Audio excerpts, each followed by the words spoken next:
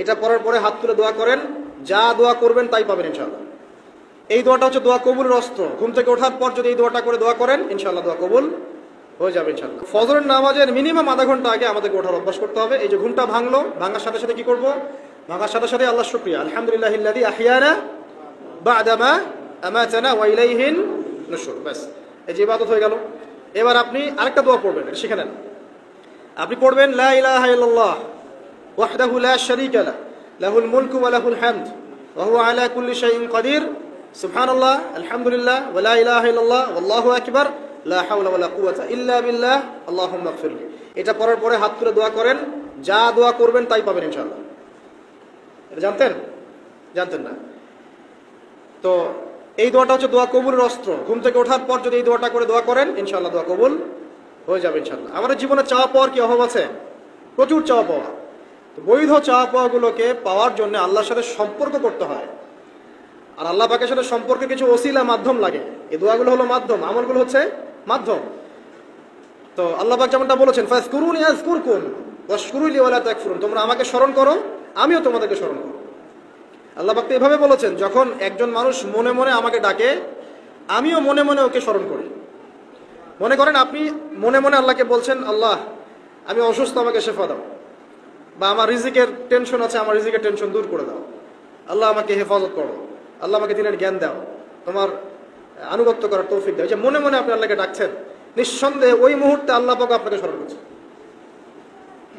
সাত আসমান ভেদ করে আরশের উপর থেকে আল্লাহ পাক আপনাকে স্মরণ করছেন।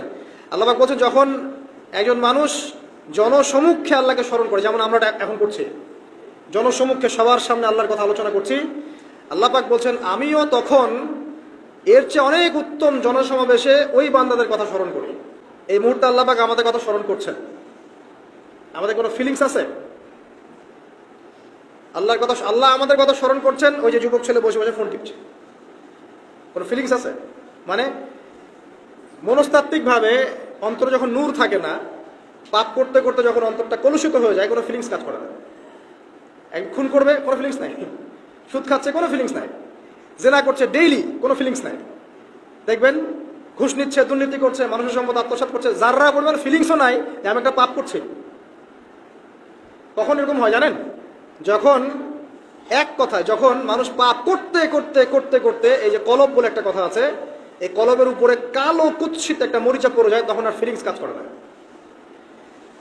তো ফিলিংস কাজ করানোর বুদ্ধি কি? দুইটা বুদ্ধি আছে। এক, বেশি বেশি কোরআন তেলাওয়াত করা, তাহলে অন্তরের মরিচা দূর হয়ে যাবে ইনশাআল্লাহ। আর দুই হচ্ছে বেশি বেশি মৃত্যুর কথা স্মরণ করা, তাহলে মনের মধ্যে যে কালিমাগুলো আছে আস্তে আস্তে দূর হবে ইনশাআল্লাহ। তো মৃত্যুর কথা কে স্মরণ করে এখন? মানুষ তো চলাফেরা করে এমন ভাবে যে কোনোদিন মরবেই না। কে স্মরণ করে? যে টেবিলের তল দিয়ে ঘুষ নিচ্ছে ও স্মরণ করে মৌতের কথা? যে মেয়েটা বোরখা পরে যে ডেটিং করে বেড়াচ্ছে, জেনা করে বেড়াচ্ছে, ও কি মৃত্যুর কথা স্মরণ করে? যে ছেলেটা এখনকার যুব সমাজের বেশিরভাগই মাদকের সাথে সম্পৃক্ত, গার্লফ্রেন্ড বয়ফ্রেন্ড অ্যাফেয়ার্সে আছে, হ্যাঁ, টিকটক প্রজন্ম, আড্ডাবাজি করে সময় কাটায়, গুন্ডামি করে, মাস্তানি করে, এর মৌতের কোনো ফিকির আছে? একজনকে বড় দায়িত্ব দেওয়া হয়েছে, সবার সম্পদ লুটপাট করে খাচ্ছে, এর মৌতের ফিকির আছে নাকি? এর মধ্যে ফেরাউনি চেতনা এসেছে, আনা রব্বুকুমুল আলা, আমি মহান রব, আমি তোমাদের মহান রব। ওদের মধ্যে ওই চেতনা কাজ করছে যে সূরা মুমিনুনে যেটা বলা আছে, যে আমরা এখানেই জন্ম নেই, এখানেই মারা যায়, আমরা পুনরুত্থিত হব না।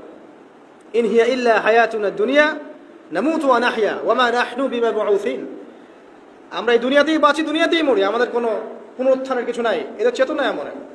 কে ফিকির করে মৌত? অথচ আপনি দেখছেন যে প্রতিনিয়তই কোনো কারণ ছাড়াই মানুষ নাই, কোনো কারণ লাগে না। এখন তো কারণ ব্যাখ্যা করতে আমরা পছন্দ করি, এই কারণে ওইটা হয়েছে, ওই কারণে এটা হয়েছে। এটাকে বলে কার্যকারণ তত্ত্ব। দর্শনের ভাষায় কি বলে? কার্যকারণ তত্ত্ব। এটা আপনারা ফিলোসফি পড়লে বুঝবেন। আর প্রত্যেকটা কাজের পিছনে একটা কারণ থাকে, আমরা কারণটা সার্চ করি বেশি। এখন কারণ ছাড়াই মানুষ ডেড। এই যে যাচ্ছে, উপরে একটা সুন্দর করে বড় একটা পাথর ঝুলছে, সব পাস হয়ে যাচ্ছে ওখান থেকে। মানে রাস্তায় কাজ চলছে, উপরে আবার একটা ঝুলছেও, আর মানুষ আবার অন্য দিয়ে যাতায়াত করছে। তো যারা রাখছে ওদের ইন্টেলেকচুয়াল অবস্থা চিন্তা করেন, আর যারা আমরা তল দিয়ে যাচ্ছি তারও অবস্থা চিন্তা করেন। বুদ্ধিভিত্তিকভাবে আমরা কোন জায়গায় চিন্তা করেন? মানে মানুষ বিজি রোড দিয়ে যাচ্ছে, ওর ওখানেই কাজ হচ্ছে, আবার যেখানে কাজ হচ্ছে দেখছি সেখানে আমরাও আবার তল দিয়ে যাচ্ছি। সবাই পাস হয়ে গেল, যাদের তাকদিরে লেখা ছিল মৌত একদম মুহূর্তের মধ্যে শেষ। কি কারণ ব্যাখ্যা করবেন? কোনো সায়েন্স দিয়ে ব্যাখ্যা করতে পারবেন? পারবেন না। ওই ময়মনসিংহে ওই যে মহিলারা যাচ্ছে, ট্রাক মেরে দিয়ে চলে গেল, মহিলার পেট থেকে বাচ্চা ফেটে পেট ফেটে বাচ্চা বের হয়ে গেল, বাচ্চা জীবিত, মা ডেড। সায়েন্স দিয়ে ব্যাখ্যা করতে পারবেন? এটাই তাকদির, এটাই বলে তাকদির, যেটাকে সায়েন্স দিয়ে ব্যাখ্যা করা যায় না, বিজ্ঞান দিয়ে ব্যাখ্যা করা যায় না। এরকম ঘটনা কত ঘটছে অহরহ। দুজন বসে আছে, হাজব্যান্ড ওয়াইফ,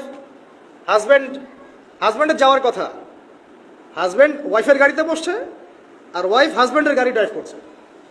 আর এই হাজব্যান্ডের দুশ্মন যে ছিল সে টার্গেট করেছিল যে ওই লোকটাকে গুলি করে মারবে রাস্তায়।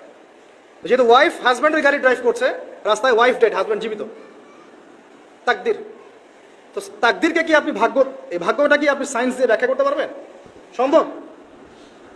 অহরহ এরকম মৌতের ঘটনা ঘটছে। তারপরেও দেখবেন যুবকদের এই বিলাসিতা, এই মানে আড্ডাবাজি, মেয়েদের পিছনে ঘোরা, এই যে মাদক সেবন করা, টিকটক করা, বুদ্ধি প্রতিবন্ধী প্রজন্মের মতো, এগুলো থামছে না। কোনো শিক্ষাই তারা নিতে যাচ্ছে না। বয়স হয়ে গেছে, অনেক বয়স, দেখবেন ওই যে চায়ের দোকানে বসে ক্যারাম খেলছে। বুড়া মানুষ, তার হায়াতের কতদিন বাকি আছে আল্লাহ ভালো জানেন। দেখবেন বিদিব্যি, কোনো টেনশনই নাই, ক্যারাম বোর্ড খেলছে, ওখানে বসে লুডু খেলছে। দেখেন আর যে আপনাদের গ্রামাঞ্চলে যে চায়ের স্টলগুলো আছে, দেখবেন ওই যে টিভি ছেড়ে রেখে দিবে, ঘন্টার পর ঘন্টা টিভি চলছে, মানুষ চা খাবে 1 কাপ আর টিভি দেখবে 5 ঘন্টা।